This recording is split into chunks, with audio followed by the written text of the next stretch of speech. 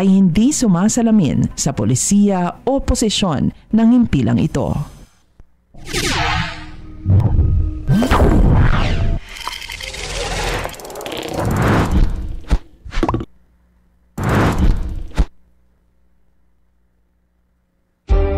Para sa pinakabago at makabuluhang impormasyon at kaalaman mula sa Ministry of Human Settlements and Development, narito na ang programang MHS Delivers. Hatid ng inyong mga tagapaglingkod na information officers na sina Salimbay Abdullah at Juwayriya bin Emran Muhammad. MHS Delivers, naglilingkod upang maibigay ang mga tulong at serbisyong pabahay at hanap buhay para sa bawat pamilyang Bangsamoro. MHS Delivers sa pamumuno ni Minister Hamid Aminuddin Bara at sa liderato ni BARM Chief Minister Ahud Balawag Ibrahim Al-Haj. MHS Delivers.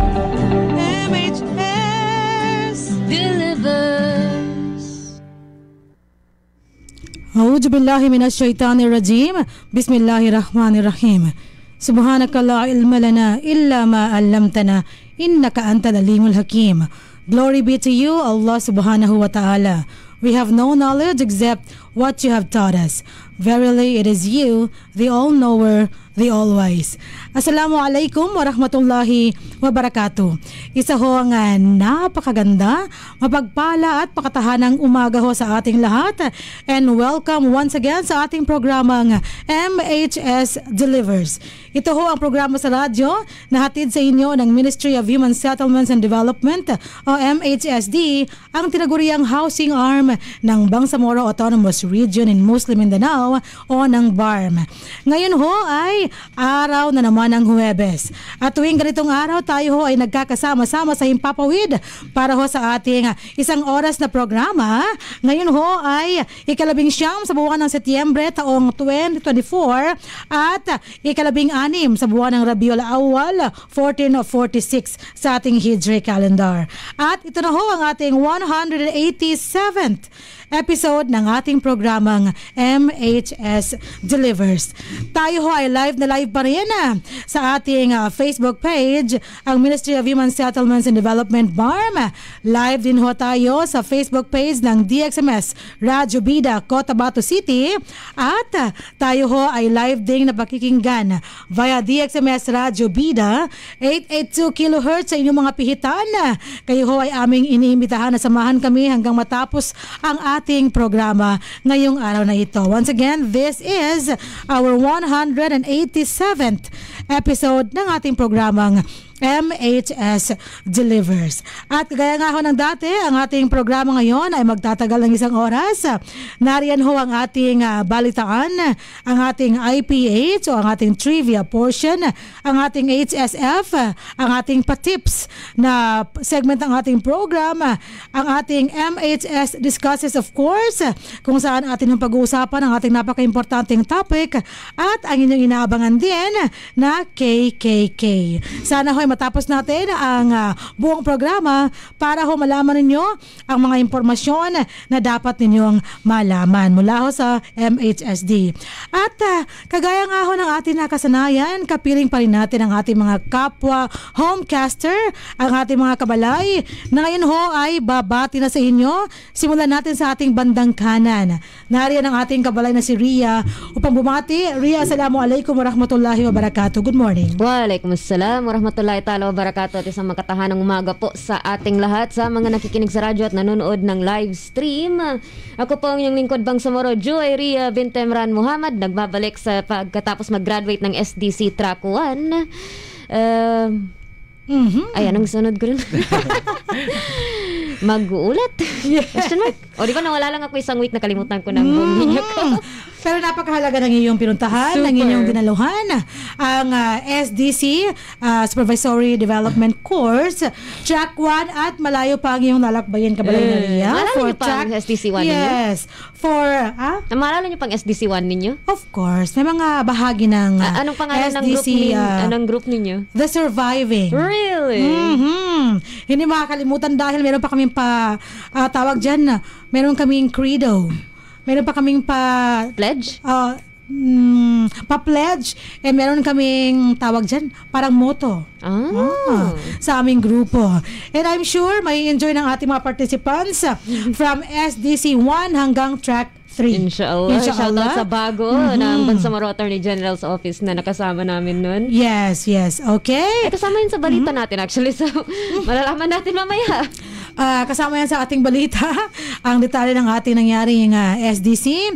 At mula sa ating kabalay na si Ria, babati naman ang ating kabalay na si Hamsari sa bandang kaliwa. Sa ating mga tagapakinig at tagasubaybay, kabalay na Hamsi, assalamualaikum, good morning. Waalaikumsalam warahmatullahi ta'ala wabarakatuh, Ma'am Silent Kabalay na Riat.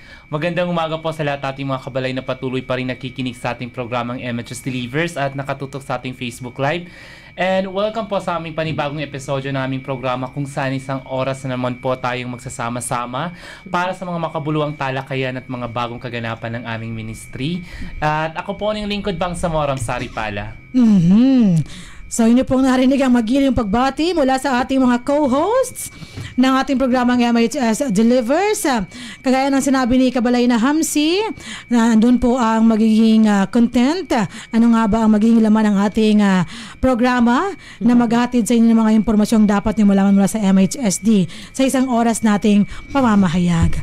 At syempre, pagkatapos ng ating paalala ngayon regarding our housing loan program na atin pong itinataguyod sa MHSD. Sana ho ito ho ang paulit-ulit po natin sinasabi, binabanggit sa ating radio program na sana one of these days, all the way na po ang implementation ng ating housing loan program. Sumasang-ayon dyan ang ating mga kabalay dahil marami ho sa mga pamilyang Bangsamoro na mayroong trabaho na gustong magkaroon ng bahay in an installment payment, no, na hindi isang bagsakan lang.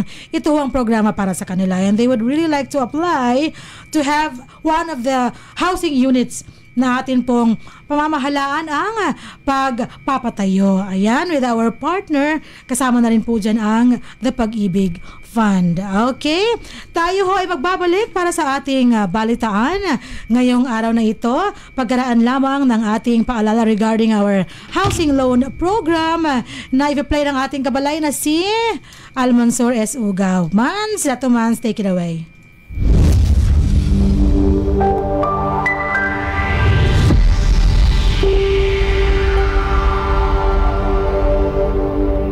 Nais niyo bang magsimula ng bagong buhay sa bagong tahanan? Lumipat sa bagong struktura at bagong komunidad? Empleyado ba kayo ng opisina, kumpanya o may matatag na hanap buhay? Narito na ang Ministry of Human Settlements and Development sa pangunguna ni Minister Hamid Aminuddin D. Bara at sa suporta ni Chief Minister Ahod Balawag Ibrahim ang proyektong Economic Housing Loan. Katulad ng mga panimulang struktura sa Phase 1 at 3 ng Barangay Kapiton, Dato Odin Sinsuat kasama ang Phase 2 sa Barangay Samba, Dato Odin Sinsuat. Layunin ng ministry pagpatuloy ang proyekto sa mga lalawigan ng Cotabato City. 63 barangay ng North Cotabato, ang una at pangalawang distrito ng Maguindanao, pati na rin sa island provinces ng Basilan, Sulu at Tawi-Tawi. Narito ang 9 na requirements na kinakailangang ipasa para mag-avail ng housing loan. Una, filled out housing loan application form. Pangalawa, Certificate of Employment and Compensation, notarized. Pangatlo, kung may asawa, kailangan magpasa ng marriage contract. Kung hiwalay sa asawa, kailangan magpasa ng separation papers. At kung balo naman,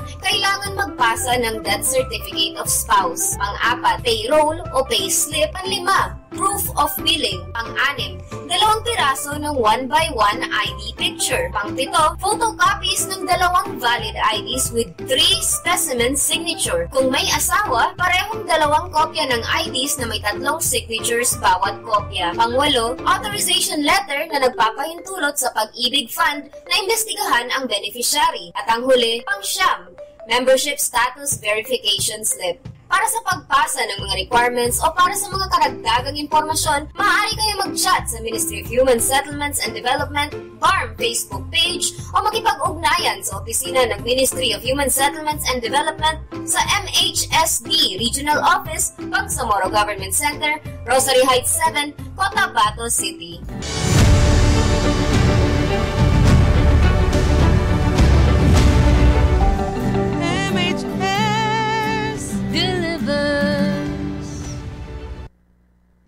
MHS Delivers at yan ho yung ating napakahalagang paalala regarding our housing loan program na atin pong pinagsisikapan sa MHSD na ma-realize na ho ang implementation. In fact, ito ho, basahin ko lang no, yung isa ho sa ating mga halagang comments. Gusto ko lang unahin ito from our Director of the Operations and Management Services o OMS, Sir Salem Demuna. Baka raw makalimutan ko, no? Huwag kalimutan yung pabentang bahay at yung 6 hectares na pwede na rin nating i-advance ang info para sa mga willing magkaroon ng bahay. Inshallah, kapag nasettle na ho natin ang lahat ng mga dapat i-settle, yung ating mga proseso na dapat sundin natin para ho wala tayong ma-violate sa lahat ng dapat nating sundin, baka ho mag-go na inshallah. Itong development ng 6 hectares na ito for housing loan units para sa ating mga naghihintay ng mga aplikante ng ating mga pabahay para sa kanila pwede nilang makuha after years of paying, di ba? Through the Pag-ibig Fund. Ayan, monthly installment payment. Alam ko masaya ang ating mga kabalay rito, kabalay na Riyadh, kabalay na Hamsari, sa mga development sa ating ministry na pinagtutulong-tulungan natin sa lahat ng services, divisions at sections, and of course ang top management ng MHSD. At tayo ho, dadako na sa ating balitaan ngayong araw ng Huwebes, 19 sa buwan ng Setyembre taong 2024 at 16 sa buwan ng Rabiul Awwal 1446 sa ating Hijri calendar for our 187th episode ng ating programang MHS Delivers.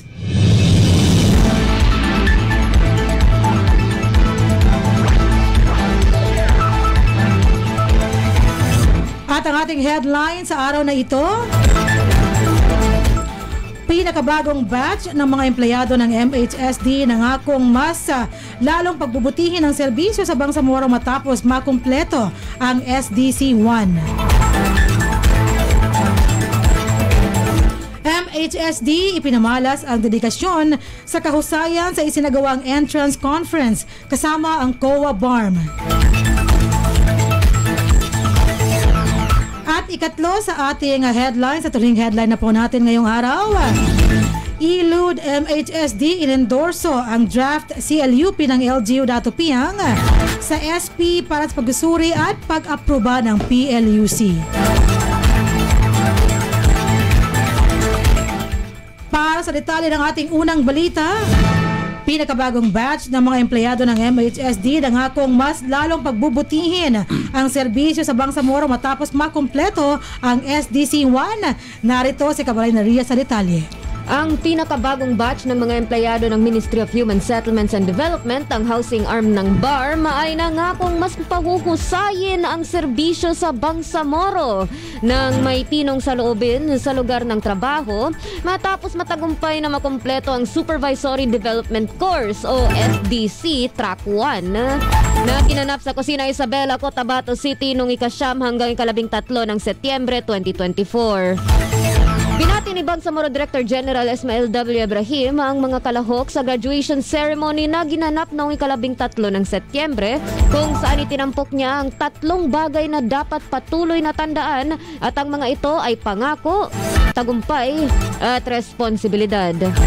Pinuri niya ang mga pangakong binigkas ng mga grupo sa huling workshop na binigyang diin ang kahalagahan nito hindi lamang sa opisina kundi ang pinakamahalaga sa paghahanap ng kasiyahan ng Allah Subhanahu wa Ta'ala.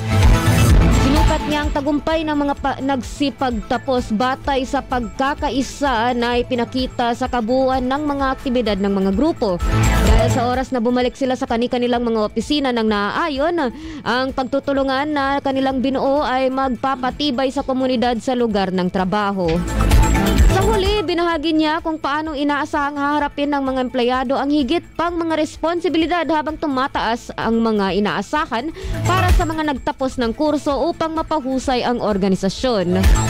Ang bawat responsibilidad ay na mayroon ka sa mundong ito ay maitatanong sa kabilang buhay. Idiniin ni BDG Ibrahim sa katotohanan na tumaas ngayon ang halaga ng mga empleyado sa lugar ng trabaho.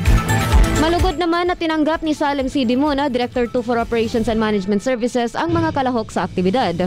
Ang kursong ito ay dinisenyo upang suriin ang mga pangunahing prinsipyo ng epektibong pangangasiwa. Nag-aalok ng mga praktikal na tool at estratehiya upang matulungan kayong maging mahusay sa inyong mga tungkulin.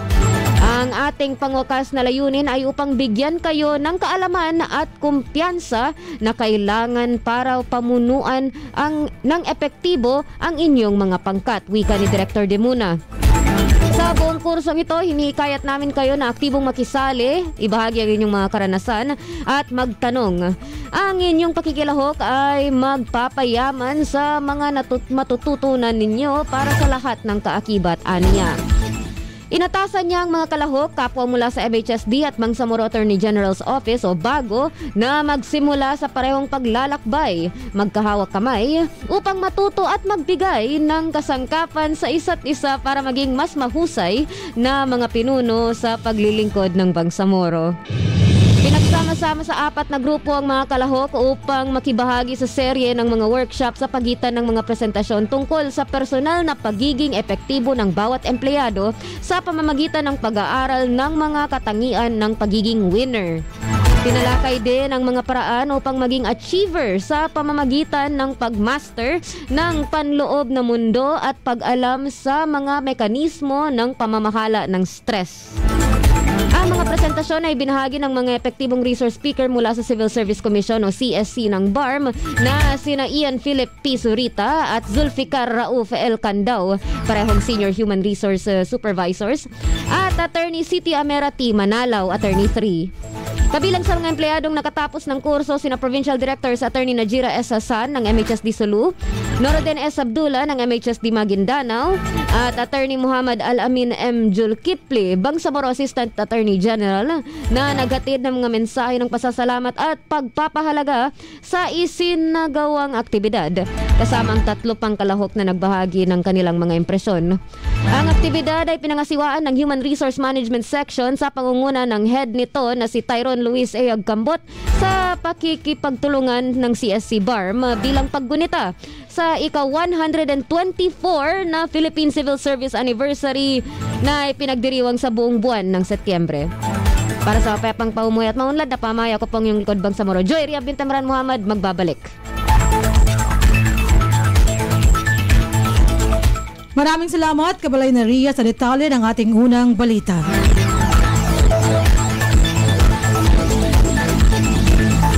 Samantala, MHSD ipinamalas ang dedikasyon sa kahusayan sa isinagawang entrance conference kasama ang COA BARM. Sa patuloy na pagkataguyod ng kahusayan, matagumpay na isinagawa ng Ministry of Human Settlements and Development o MHSD ang housing arm ng BARM ang kanilang entrance conference para sa fiscal year 2024 noong Setyembre 12 taong kasalukuyan sa conference room ng MHSD Regional Office, Bangsamoro Government Center, Cotabato City. Binigyang diin ng aktibidad ang dedikasyon ng ministry sa transparency at accountability na may aktibong partisipasyon mula sa audit team ng Commission on Audit BARM kasama ang pangunahing pamunuan ng MHSD. Kasama nila, nagsagawa ng makabuluhang diskusyon upang tiyakin na lahat ng operasyon at proseso sa pinansyal ay sumusunod sa mga pamantayan. Nagtatatag ng pundasyon para sa isang komprehensibo at epektibong proseso ng audit. Layunin ng entrance conference na maipaalam kung ano ang inaasahan mula sa pamamahala ng MHSD, pati na rin sa panig ng COA. Ang ministry ay pinangunahan ni Ministro Attorney Hamid Aminuddin Bara, kasama si Director General Ismail Ibrahim, ang mga service directors, division chiefs at section heads. Opisyal na nagbigay ng kaniyang mensahe si Ministro Bara na nagbigay diin sa pagtupad ng MHSD sa kanilang mga responsibilidad at pagsasaayos ng accountability sa lahat ng aspeto ng kanilang mga serbisyo. Lubos kami nagpapasalamat sa pagkikipagtulungan ng Commission on Audit sa Ministry. Nag-aalok ng mahalagang gabay at suporta sa pamamahala ng aming mga plano sa paggastos ng pondo. Alam namin na kami ay may pananagutan sa bawat pondo na ipinagkakatiwala sa amin. Hindi lamang sa pagtupad ng aming mga tungkulin sa gobyerno kundi sa lahat ng aspeto, wika ni Ministro Bara. Matapos ang mensahe ng pagtanggap, nagbigay ng komprehensibong pagsusuri si Auditor Danny Calib, State Auditor 4 ng mga pangunahing lugar ng audit, na tatanggap ng espesyal na atensyon sa panahon ng financial audit at compliance audit. Ang kanyang detalyadong presentasyon ay nagpalakas sa kahalagahan ng pagtugon sa mga kritikal na aspeto upang tiyakin ang integridad ng pagsasalin ng pinansyal at pagsunod sa mga regulasyon. Nagdagdag pa ng karagdagang pananaw si Auditor Amanuddin Said, State Auditor 5 at Supervising Auditor sa pamamagitan ng pag-alok ng karagdagang mga ideya at pagsasaayos sa mga tinalakay. Ipinahayag din ng mga direktor kasama ang mga chief at head mula sa iba't ibang divisions at sections ng ministry ang kanilang matibay na dedikasyon sa pagiging responsibo sa mga hinihingi ng audit na nagpapatibay ng kanilang pagtitiwala sa pagpapanatili ng accountability at transparency sa buong proseso. Matapos ang huling mga pahayag mula kay Supervising Auditor Said, nagbigay ng mensahe si Director General Ibrahim na nagpahayag ng pasasalamat sa lahat ng kaakibat sa tagumpay ng aktibidad. Kaniyang pinatibay na nananatiling committed ang ministry sa pagsunod ng mga patakaran at pagtataguyod ng transparency sa lahat ng kanilang operasyon na pinapalakas ang kahalagahan ng accountability at moral governance. Ang mga accounts ng ministry ay bukas para sa pagsusuri. Narito kami upang makinig at gabayan ng COA dahil naniniwala kami na ang bawat sentimo na nagastos mula sa pera ng taong bayan ay dapat na sumunod sa mga patakaran at batas. Ang aming pangako ay tiyakin na ang lahat ng pondo ay magagamit ng responsable at may transparency. Pahayag ng Director General. Para sa mapayapang pamamahay at maunlad na pamumuhay ng Bangsamoro, ang inyong lingkod si Lembay Abdullah nag-uulat.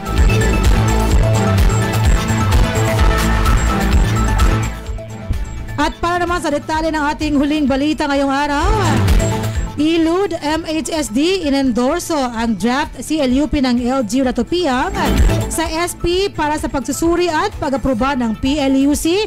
Nagbabalik sa Kabalay na Ria.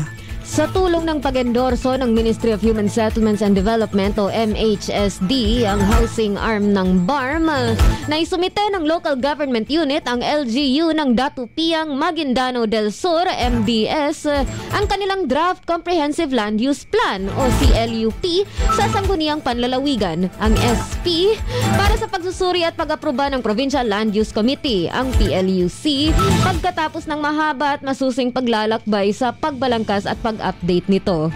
Ang pag-endorso ng plano ay ginawa ng Environment, Land Use and Urban Development Division o ILUD at unang natanggap sa pamahalaang panlalawigan ng MDS sa Buluan, MDS, noong 17 ng Setyembre ngayong taon.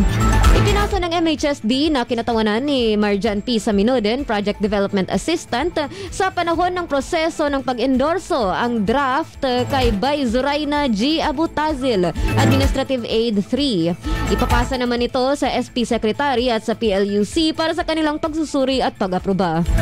Tumulong kay PDA Saminuden sa prosesong ito sina Alexis M. Beltran, Liamir M. Sakal at Idemir O. Singson, mga administrative assistants.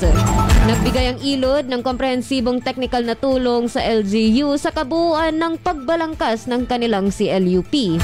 Nagsilbing saksi ang technical team sa public hearing para sa CLUP na ginanap sa Datupiang Municipal Training Center noong 12 ng Agosto taong kasalukuyan. Sa hearing na ito, nakatanggap ang LGU ng mga mahahalagang puna at mga pahayag ng suporta mula sa mga stakeholders na nagpatibay ng tiwala sa potensyal na bisa ng CLUP sa pagpapatupad. Susuriin ng PLUC ang draft CLUP ng LGU Datupiang sa loob ng 3 buwan. Para sa mapayapang pamahay at maunlad na paumuhay, ako pong inyong lingkod Bangsamoro, Joyria Bintemran Muhammad, nag-uulat.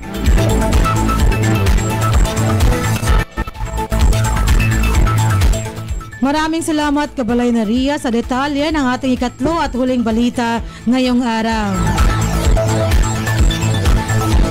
At yan ho ang bumubuo sa ating mga balita ngayong September 19, 2024 and the 16th of Rabiul Awal 1446 para sa ating 187th episode ng ating programang MHS Delivers. Magbabalik ho tayo para sa ating IPH, ang ating HSF, ang pagbati ng ating mga resource speakers ngayong araw na ito at ang ating MHS discusses pagkaraan lamang ng ating maikli subalit napaka-importanting paalala. Mga biktima ng hidwaan, kalupitan, kalamidad, mga internally displaced persons o IDPs, mujahideen at kanilang pamilya, at indigenous people. Sila ang mga beneficiary ng resettlement housing projects na libreng makakabenepisyo ng mga nangangailangang benepisyaryo sa pamamagitan ng Ministry of Human Settlements and Development. Sa ilalim ng Bangsamoro Appropriations Act 2021, tututukan ng MHSD ang pangangailangan sa mga pabahay ng mga nangangailangan pero walang kaya. Sa ilalim ng pamumuno ni Minister Attorney Hamid Aminuddin Bara at sa suporta ni Chief Minister Ahod Balawag Ibrahim, narito ang Ministry of Human Settlements and Development para punan ang pangangailangan para sa mga bagong tahanan para sa mga nawalan. Para sa mga karagdagang impormasyon, maaari kayong mag-chat sa Ministry of Human Settlements and Development BARM Facebook page o makipag-ugnayan sa opisina ng Ministry of Human Settlements and Development sa MHSD Regional Office, Bangsamoro Government Center, Rosary Heights 7, Cotabato City. MHS Delivers. Yes, MHS Delivers.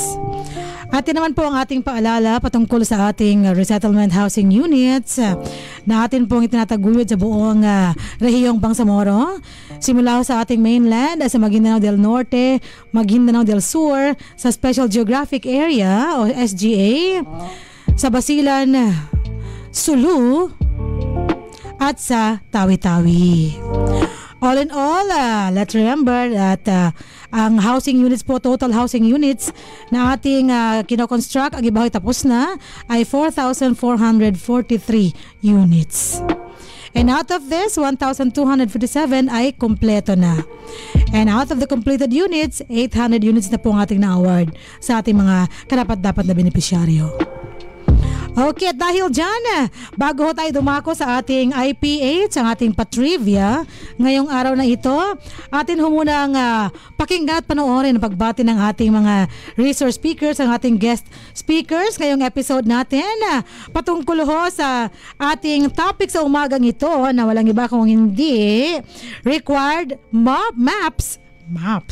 required maps in CLUP formulation. Kung ano man po ang CLUP, yan ay nalaman natin last episode natin, Kabalay na Ria, no? Okay, at ipakikilala ho sa atin ang ating Kabalay na si Ria, ang ating dalawang resource speakers ngayong araw na ito. Kabalay na Ria, Courtesy ng ating Environment, Land Use and Urban Development Division Chief na on the spot namin hiningi ang guest na ito nung last na episode guesting niya. Ang dalawang resource speakers natin sa araw na ito ay pareho Geographic Information System Specialist. Kumbaga mga cartographers at mappers po ang mga technical assistance na binibigay nila tuwing may CLUP formulation at updating. Ang 50% ng dalawang grupo tuwing CLUP training, isa si Project Development Officer 3 Arturo Virecaza, kasama si Project Development Assistant Marjan P. Saminudin. Assalamualaikum. Welcome sa MHS Delivers. So, waalaikumsalam, Ma'am Riri, no?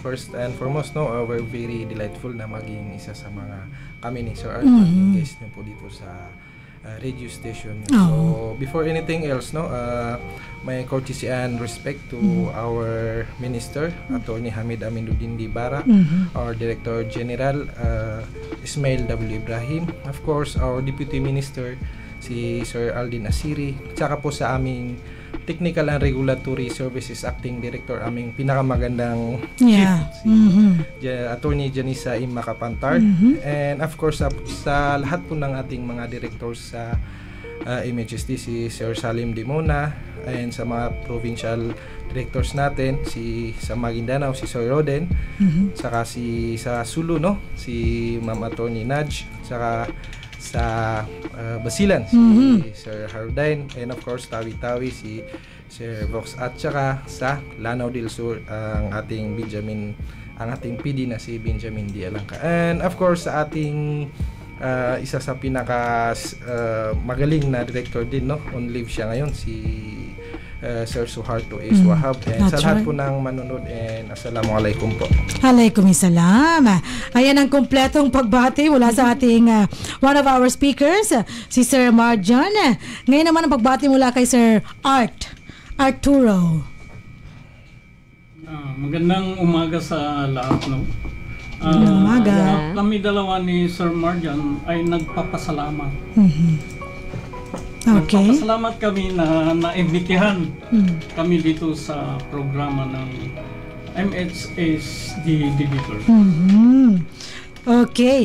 Kami ho ay nagpapasalamat din sa inyong dalawa dahil despite the shortness. Is it? I think it was a reasonable amount of time. Last week pa talagang pinagandaan na kahit na yung isa dyan ay pagod na pagod pa sa kanyang badminton series of games. Congrats, by the way. Talaga namang binigyan na ng oras ang ating episode ngayong araw na ito.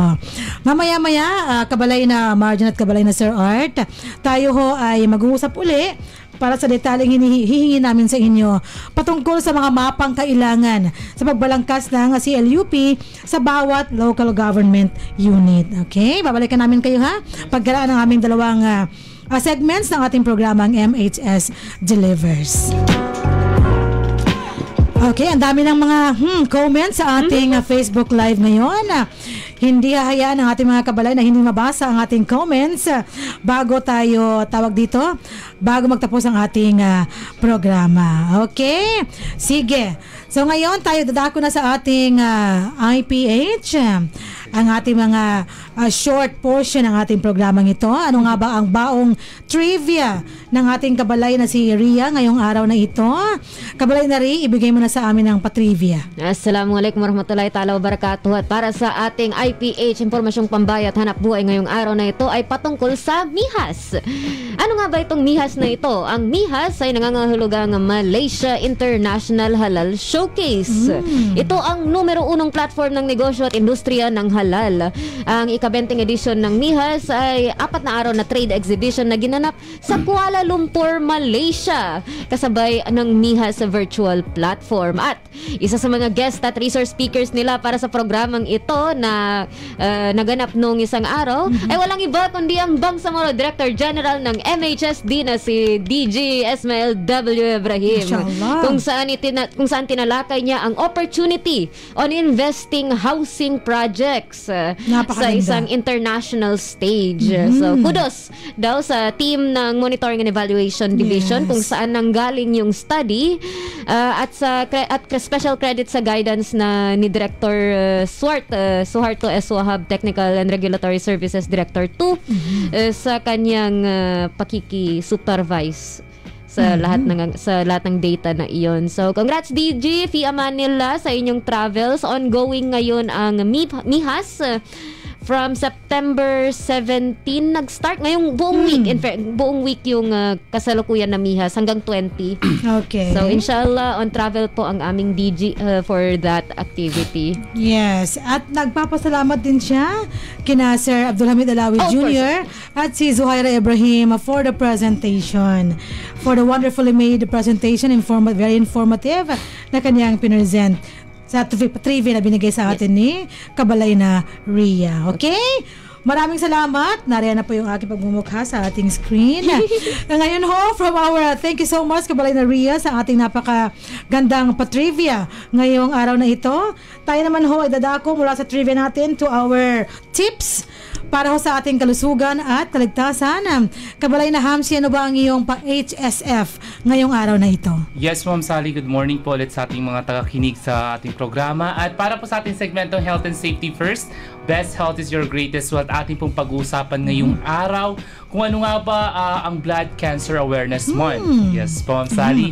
Ang Blood Cancer Awareness Month ay ginugunita tuwing buwan ng Setyembre upang itaas ang kamalayan tungkol sa iba't ibang uri ng cancer sa dugo tulad ng leukemia,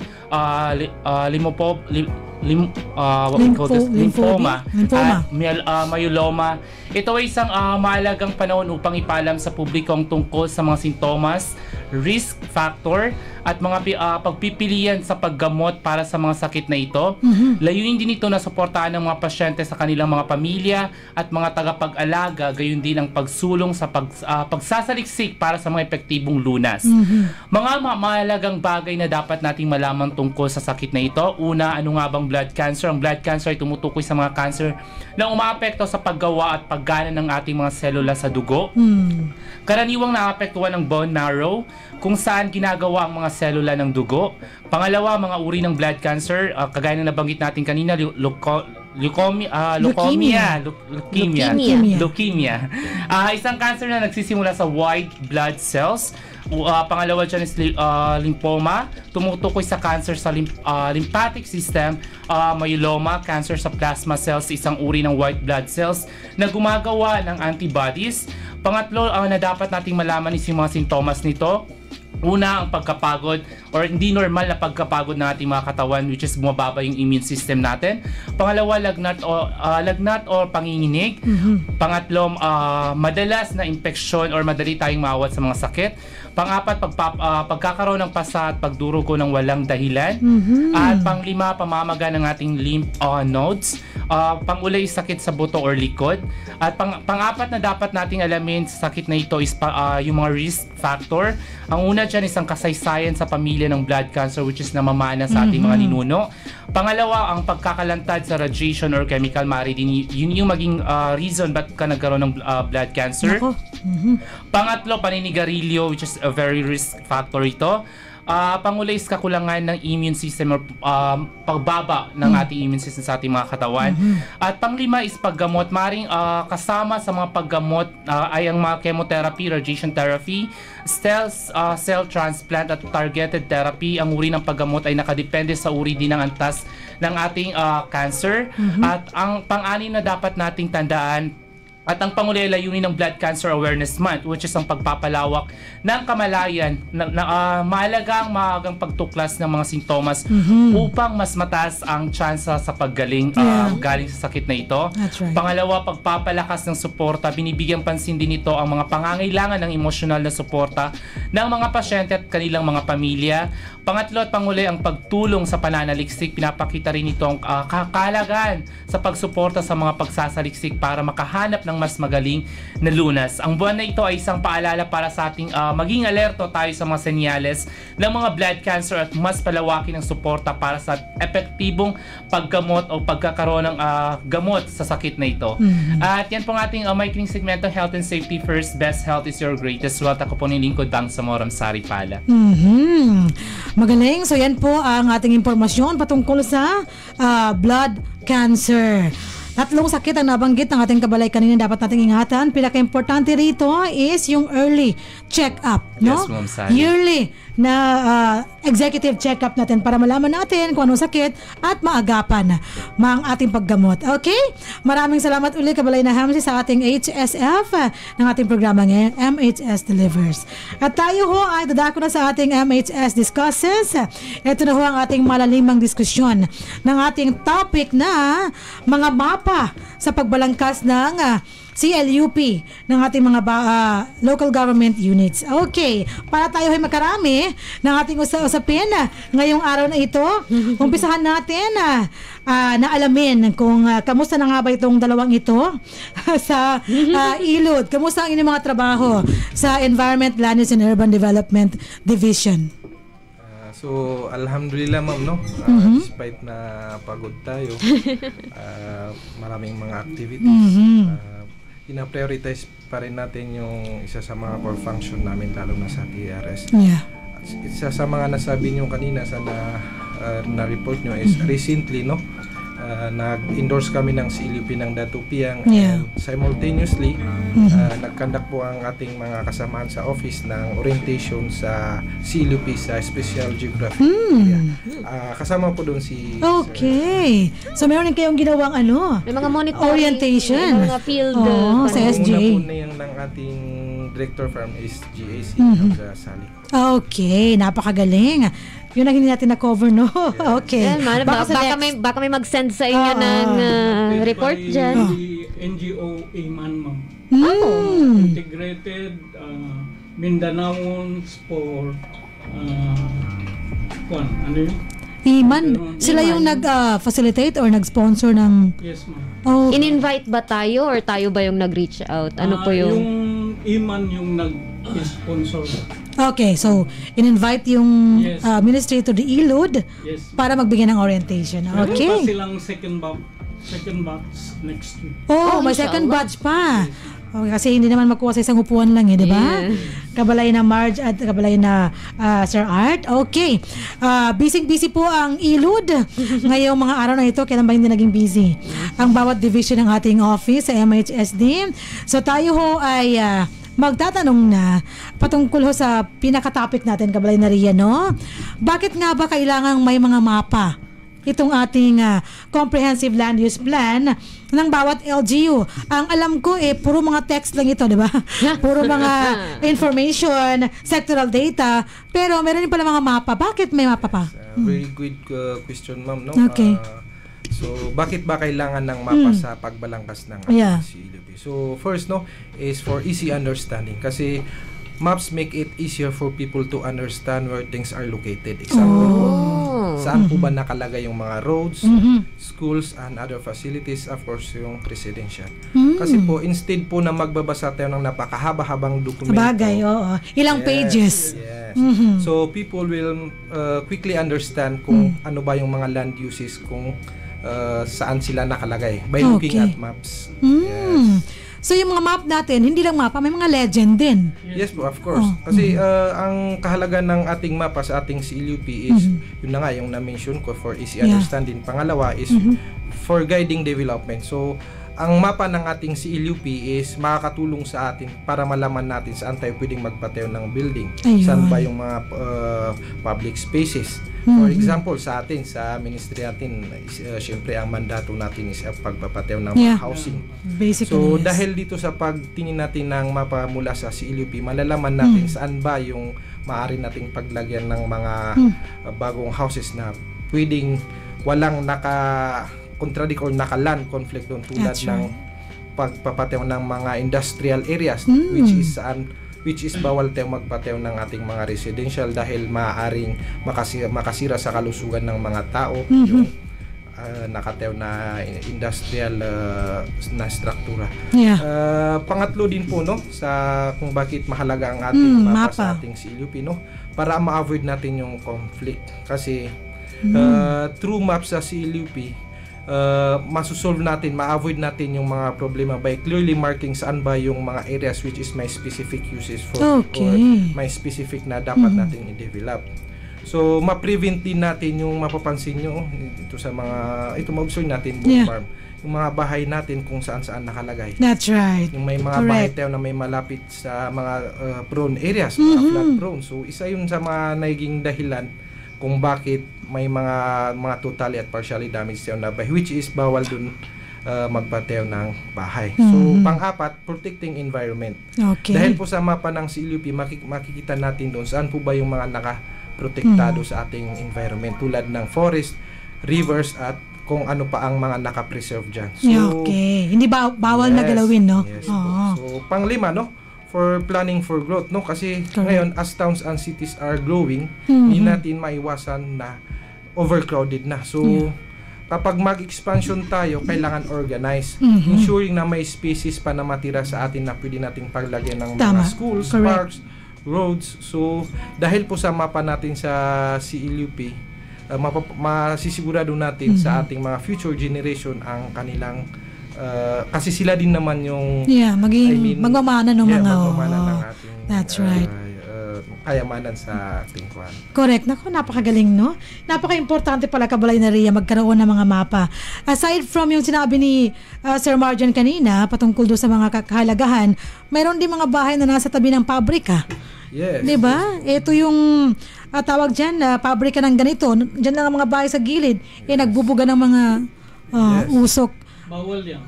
Okay, sige. Napakahalaga. So, nasabi ni Sir Yung Marjan pabrika sa atin. o yung pagtira sa tabi ng pabrika? Let's get to know those from our resource speakers. Nabanggit ni Sir Marjan kung bakit kailangan magkaroon ng mapa. Okay, mga kahalagahan ng pagkakaroon ng mapa ng ating plano. So ngayon, tatanungin natin, Kabalay na Ria, no? Ilan ba lahat ang mapa na kailangan meron dun sa CLUP? At ano yung mga mapa na yun? Yung mga maps na kailangan ng LGU, depende doon sa kung ilang barangay. Then kung ilang hazard. Okay. So doon sila, kung dalawa lang yung hazard, medyo konti lang yung gagawin nila. Yung hazard map, no? Yes. Especially doon sa ating island provinces. So, kuwan sila ng mga water. Yeah. So, madagdagan yung hazard nila. Okay. Yung may storm surge, tsunami. Naku, nakakatakot naman, At saka yung sea level rise. Parang, paano ba minamapa yan? Kunyari mga storm surge or... Meron yung mga data, ma'am, na kukuha sa Pag-asa. Okay. Sige. So, parang ito yung mga inaasahan na magiging, no? Natural calamities or mga sakuna sa lugar na yon. Okay. Kasi aside from those maps na nabanggit ni Sir Art, ano pa yung mga mapa na ginagawa for the CLUP? Sa Module 1, ma'am, no? Kasi by module yung CLUP. Okay. So, sa Module 1 yung thematic maps. Thematic? Like tema?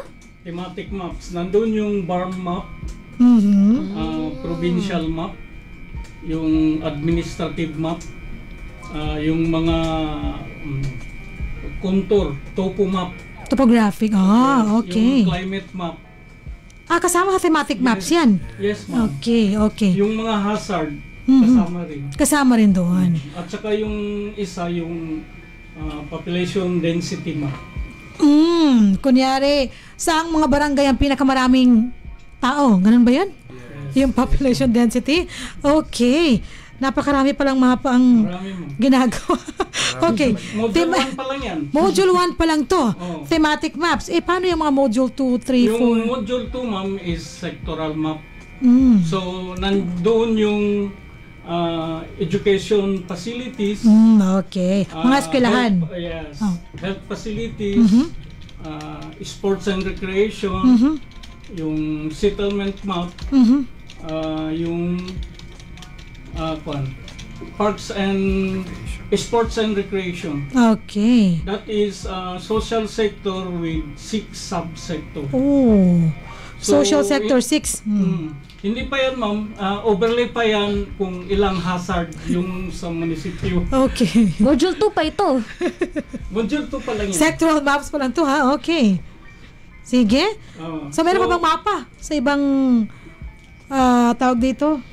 Ano nga ito? Modules. Yes, ma'am.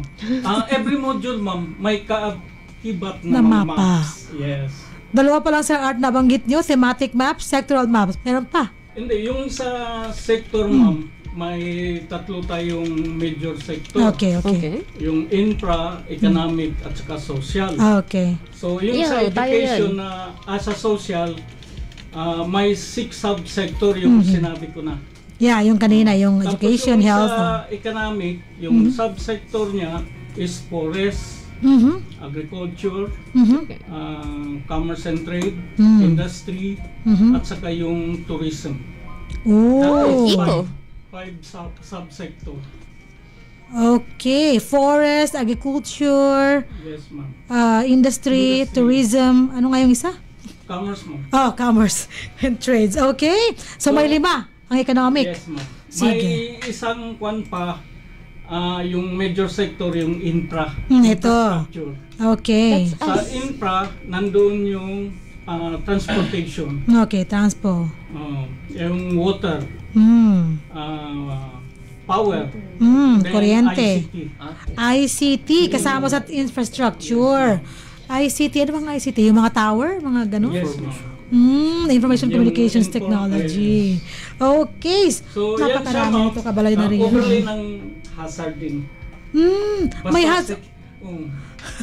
So, every sector, kailangan mo ring mapa kung ano ba yung possible na mga hazard na mangyayari sa mga sectors na ito. So, those are, anong tawag sa infra, economic and social sectors to? Yes, ma'am. 3, okay. 3 sectors under Module 2. sectors yan. okay, major sectors. Sige. So, from sectoral maps, meron pa ba, Sir Art? Meron pa, ma'am. Sige. Ubusin natin. Okay. Matapos yan, may yung Module 3. Yung Module 3, yung specialty areas, tsaka yung existing land use. Specialty area? Yung biodiversity, yung mga ancestral domain, Ayun. yung heritage, yan. Diyan yan sa specialty. At saka yung forest. Protected areas? Yes, ma'am. Okay. Ang dami. Marami, ma'am. Okay. Kailangan nilang bagong mga kasamahan sa Sige. And, ano pa? Yung sa existing, may barangay yan. Diyan nagkakatalo kung ilang barangay ang munisipyo. Oo. Halimbawa, 34 barangay. So, 34 maps na by barangay. Plus yung buo, 35. Wow! Per barangay may mapa pa. Yes, ma'am. Okay, sige. Nako, existing. Kung maraming barangay, kunyari sa Maguindanao, 36, ay 37. 37. May mga... Ay, hindi pala barangay yun. Munisipyo yun. Pinag-uusapan natin. Yung barangay. Yung mas maraming barangay. Sa Sulu, yung nandun kami sa Davao, may parang 52 barangay.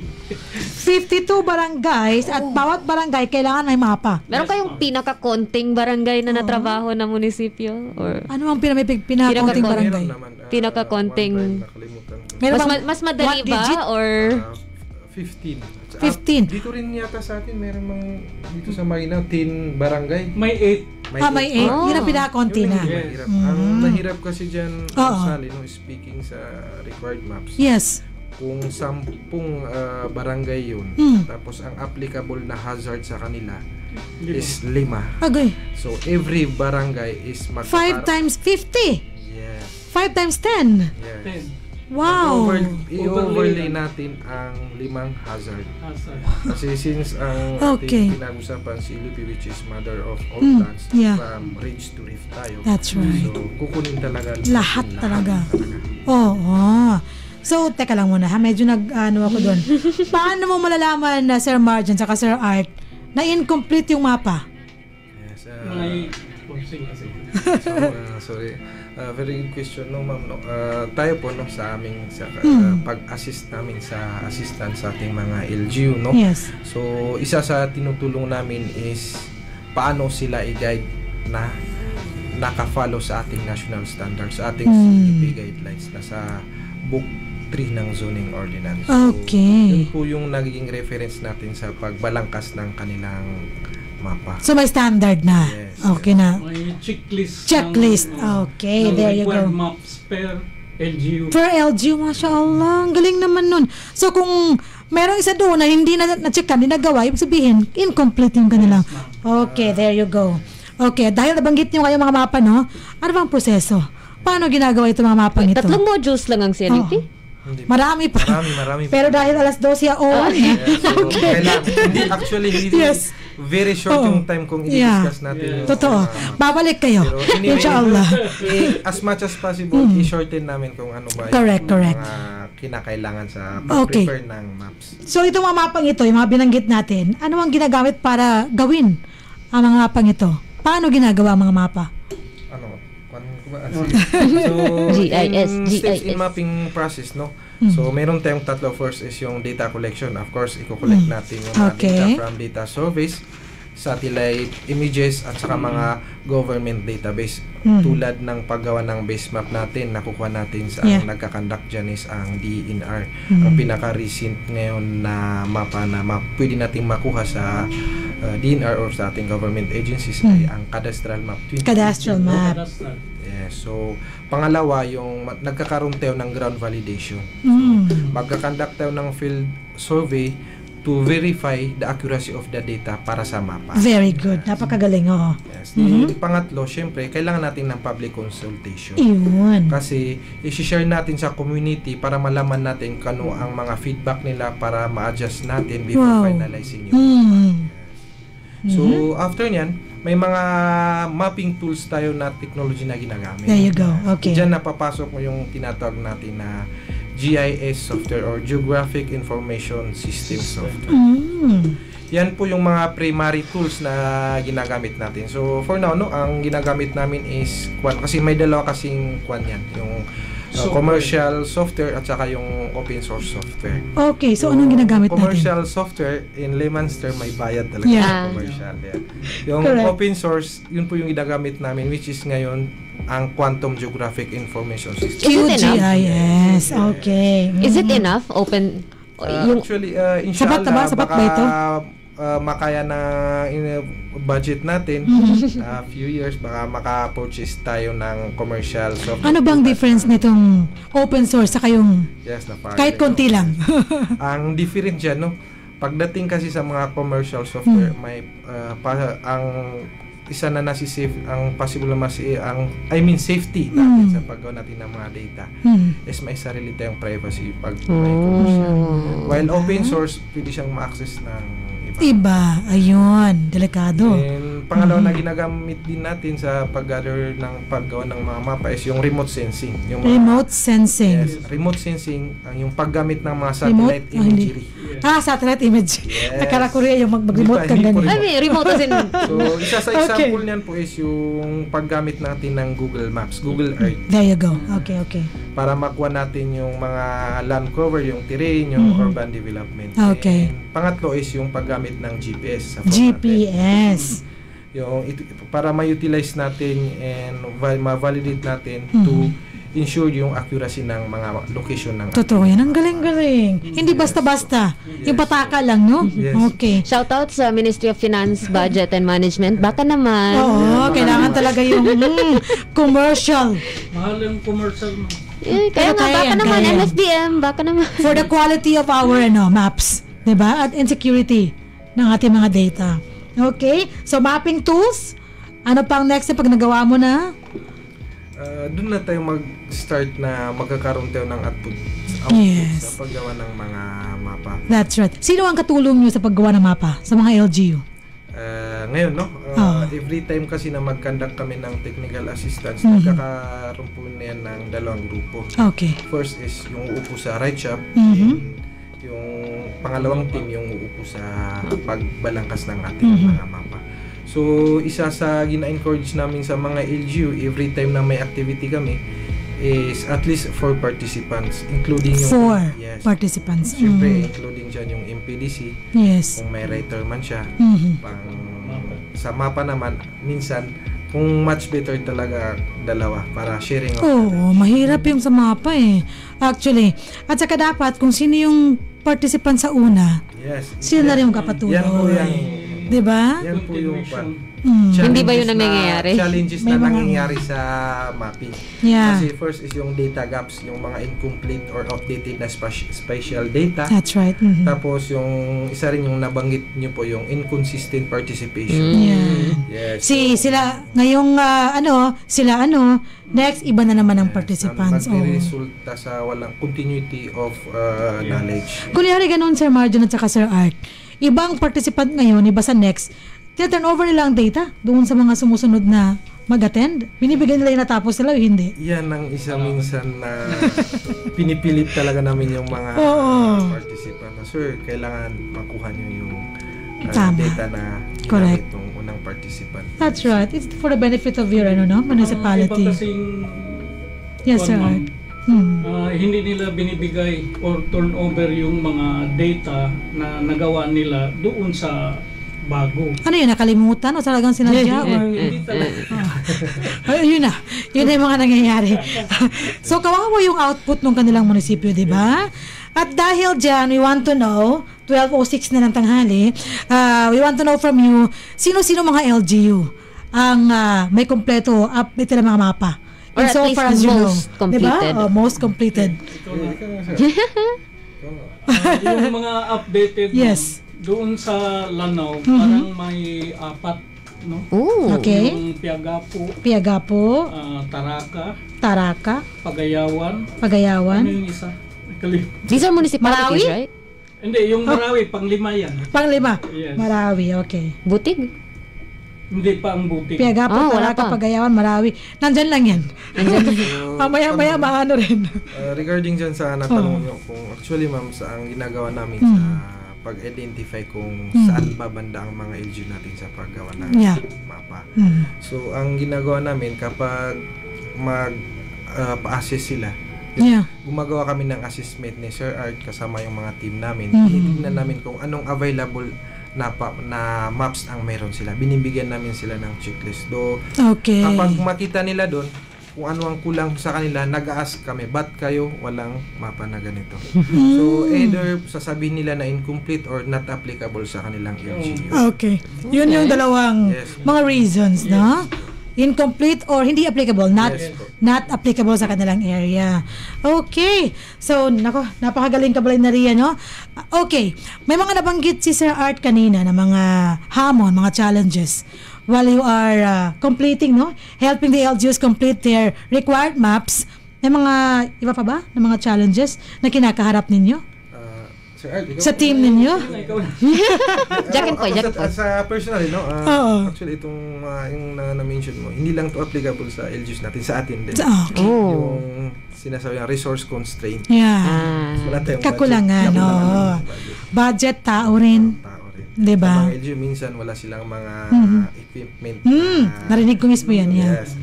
Laptops, yung mga, kasi may mga LGU tayo na pagdating yung mga dala nila na mga resource or laptop equipment is outdated na hindi natin ginagamit na Okay. Sige, one last question for the technical side, no? Sa challenge. Kunyari gagawa ng mapa, ano ang minimum requirement sa laptop? Para maingatan ang ating mga Is diba? it Core i3, Core i7 Core ba i7, dapat? ano ba? Ang 7, ma'am, okay na. 7 is okay na. Lampas pa So, Core i7 is okay na, at least Core i7. Kung lampas pa, mas okay. Yes. pero pang mas alam. Anong mas alam pa sa Core i7? May i9 na? Bongga, kabalay na Ria. Okay. Dahil napakalaking data ang kinakain ito nga, kailangan talaga ng high-end ng mga laptop, no? Is it comparable sa mga gamit ng mga engineer, yung GIS? Malaki ang kain niya sa device? Yes po. Same po sa mga ginagamit nating mga engineer tulad ng AutoCAD. Malaki ang mabibigat masyado. Yes, that's right.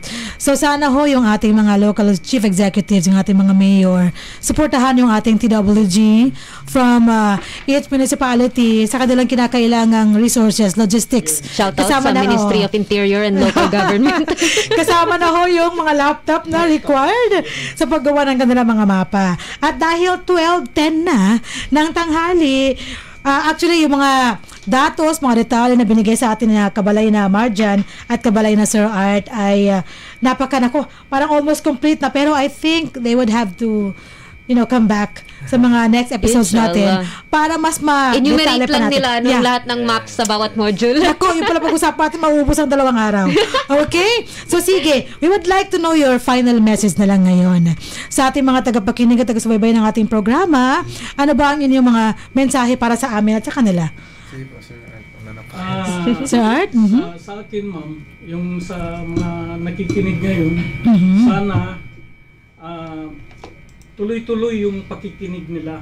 Kasi marami silang matutunan na hindi nila alam. Yeah. Sa inyo naman, ma'am, continue yung magandang kwan sa public. Okay. Para at least ma-aware sila kung ano yung mga and continue helping us out. Dahil ang pinamamahagi namin naggaling din sa inyo, sa ating mga divisions ng ministry. Okay? Thank you, Sir Art and Sir Marjan. Yes, po ma'am, no. First po, no, shout out nga Baka meron kayong gustong babatiin dyan. Shout out Pwede. nga pala sa mga kasamahan natin sa TRS. Yan sila Ma'am Lovely, Ate Lele, sila Laine, si Adan. Sa kasama natin pala sa technical team natin sa pagbalangkas ng mapa, sila Adan, Jim, si Liamir.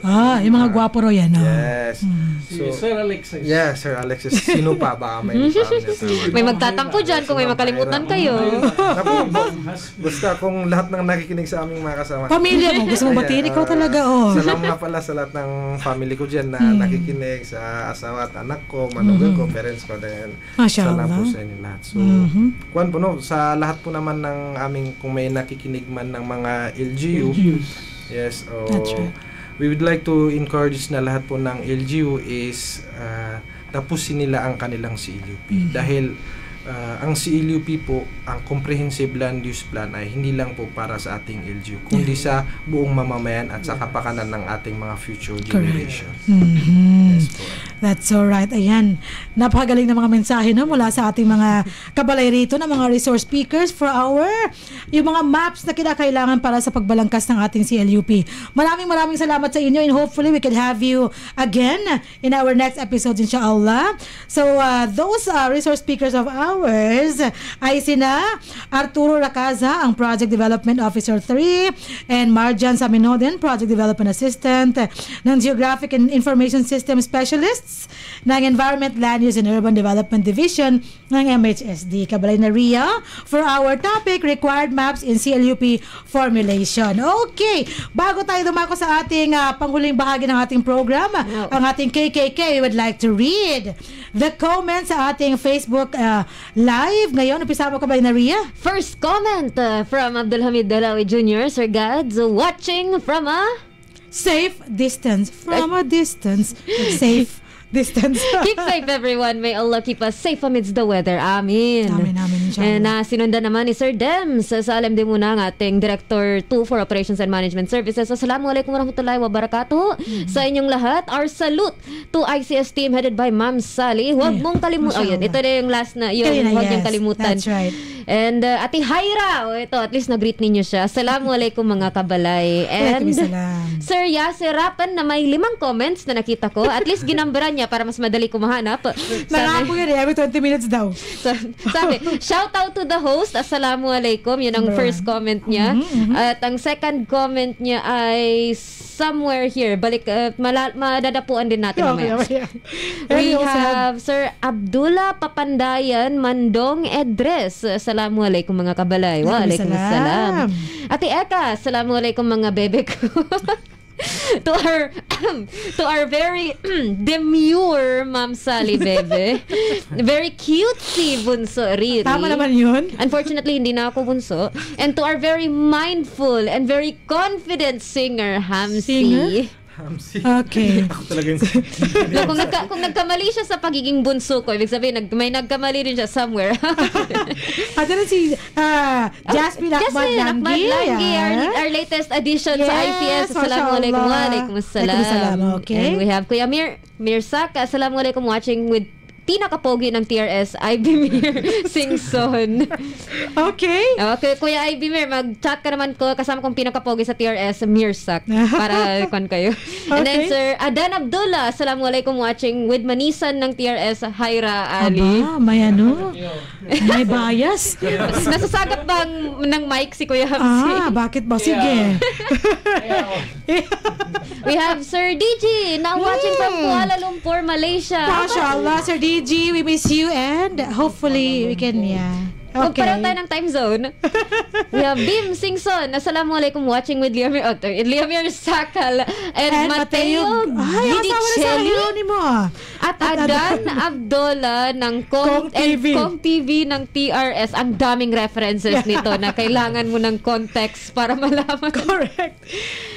Queen Mother. Queen Mother ng CLUP. Kumbaga, kung anak-anakan ng writers pati mappers, ito yung nanays ng CLUP. Assalamualaikum mga kabalay from Muslima kay Abu Sama. Okay. Sir DG, loud and clear po kayo dito sa Malaysia. Oh dear. MashaAllah, alhamdulillah. Sir, okay, bunsa mana? Umaabot ng Malaysia ang boses natin. Sabi ni Attorney Ika Adir, again, and of course, to the behind the scenes, handsome gentleman. Gentleman nga ba? Sir NG and Mansour, you deserve a huge applause. Applause. At ito yung busy-busy kahapon sa ating recording ng video ni Sir Minister Attorney Hamid Aminuddin Bara. Sir Ajib Diaudin, Assalamualaikum. Waalaikumsalam warahmatullahi wabarakatuh. And ito pa yung mga katropa ni Sir Marjan. Sultan Ali Magal Makadaag. Assalamualaikum. Watching here with you all. Alaikumsalam. O yan ang pangalawa. Pangalawang comment ni Sir Engineer Yasir Rapan. Congratulations to MHSD employees who finished the SDC 1 training. Alam mo, nakikinig talaga siya kasi up to date talaga yung mga comments. Mashallah. May premyo ka. Okay. And of course, this one by Hana Uto Ismail. Assalamualaikum sa inyong lahat. Mga kabalay, watching from Riyadh, Saudi Arabia. Mabuhay kayong lahat. And salam din kay Dato NG Daud. Parehalan kanuno Allah subhanahu wa ta'ala. And we have this. Nash Maruhom. Salam watching from Iligan City. Iligan City. And Alexis Beltran GE. Assalamualaikum po. Shout out po sa mga taga MHSD TRS. Shout out to Technical and Regulatory Services.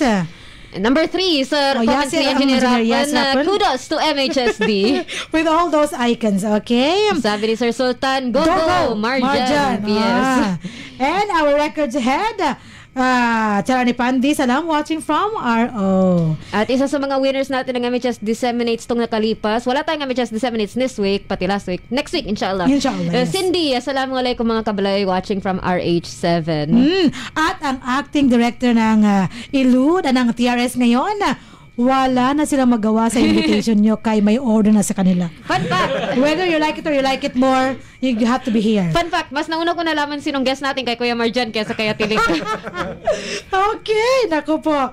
And number 4 comment from Sir Engineer Yasir Rapon. Hi to Kabalay na Sir Art and Sir Marge. And then Abdullah Papandayan Mandong address. Lodi ko yan Marjan. Ginawa ka. Kay Marjan talaga, oh. Anong ginawa? Far Mars pa. Hello, Lods. Maraming fancy Kuya Marge. Si Marsanka, Farhan Marsanka. Okay. Staff ni Alexander. Okay, there you go. And according to Engineer Yasir Rapon, mapping in whatever form is a crucial tool in any planning activity. That is so right. And again from Miss Charani, shout out. And congrats kay Marjan and Jaber Amir Noor sa kanilang badminton game. Inshallah. Wala pang practice yan. Wala pang warm up. 4th place lang MHSD. Sa women's pen. Yay! Sa men's doubles, sa women's doubles, pag-usapan yan. Okay? So, Karen Mabuhay, MHS delivers. So, yes. Alexis Beltran, well said to the 2 resource speakers. Again. Sir Adan Abdullah, shout out sa dating VP B9 ng Pilipinas. Vice President? Si Sir Art. Sir Art? Okay. And, kamukha ni Sir Art. And we have Samina PS. Kudos to Team MHSD. Shout out to you, my brother Marjan, watching from Watu, Balindog. MashaAllah. Is she your sister? Yes. Okay. MashaAllah. And very informative. Hats off to the guests. MashaAllah. Tinan nyo? We did not say it. Sila nagsabi. Very informative. Okay. It's 12:20 p.m. Kabalay na rin ang ating 3 magical questions. Isang madali ang KKK sa ating episode ngayong araw na ito. First question sa Module 1 ng CLUP. Anong klaseng mga maps ang nire-require? Second question sa Module 2 ng CLUP. Ano ang magbigay ng isang subsectoral map under social sector na maps? Isa lang yun. Maraming binanggit si Sir Art kanina. Okay. And sa Module 3 na mga maps na kailangan sa CLUP, magbigay ng isa sa 2 na nabanggit na sectors. Nakalista ko yan lahat. Okay. So, ulit, ano ang maps na nire-require sa Module 1? Sa Module 2, magbigay ng isang subsector under social sector na maps. At Module 3, sa 2 sectoral maps na kailangan, magbigay ng isa. Okay. So, yun lang po ang ating segmentong KKK. And they will text the answers. Ipadala lamang ang tamang sagot sa numerong 0955-799-4778 para sa pagkakataong manalo ng 100 peso load. Ulit, right. 0955-799-4778. At kung first time ninyong manalo, kailangan po namin ang inyong pangalan, edad, address, address, anong SIM network ninyo, TM ba, TNT, etc. para ma-process namin ang inyong load. So, good luck. Yes, kasama ng dito, doon. Okay? Sa mga networks na yun. Okay, maraming salamat Kabalay na Ria sa ating 3 magic questions under our KKK. Sana mag-text na kayo ngayon na para kayo mauna. First 5 texters ang ating magiging winners ng ating KKK. At dahil dyan, kami ho ay magpapaalam na sa ating episode 187th episode ng ating programang MHS Delivers. Sa ngalan po ng ating napakabait at napaka-supportive na Minister Attorney Hamid Aminuddin Bara, kaakibat ang ating Deputy Minister Aldin Nasiri at ang ating Director General Esmael Ibrahim, sampu ng buong kawanihan ng MHSD. Kami po ay at sa ngalan nila, ako pong yung lingkod Bangsamoro, Joy Ria Bintemran Muhammad, at sa ngalan ng ating mga kabalay sa ICS na si Dato Noaz A. Daud, Damsari H. Pala, Almansur S. Ugawat, Jasmine A. Langgi, at sa ating mga kabalay sa DXMS, Sir Archie, Sir Dennis, Sir Jeffrey, Sir Jeffrey, kami po ay nagpapaalam na para sa episode na ito. At may pahabol na comment si Samia Espirino. Salam sa Watakulay. Yes. Kung si Marjan. Mother? Mashallah. Salam sa Watakulay kung si Marjan. Is she your mother? Mashallah. Watakulay. Natouch ko. Yeah. Ganyan talaga ang mudra. Okay.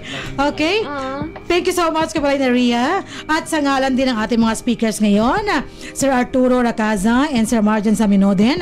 Ito ho ang inyong lingkod sa Lembay Abdullah na palagi hong nagpapaalala sa ating lahat na isagawa natin ang ating bawat gawain at ang ating day-to-day standards and living. Gabay ang ating hashtags na #trabaho ko, ibada ko, #work with excellence and perfection, #our home, our dream, and #building community, building ummah. Wabillahi taufiq wal hidayah, with Allah comes all success and guidance.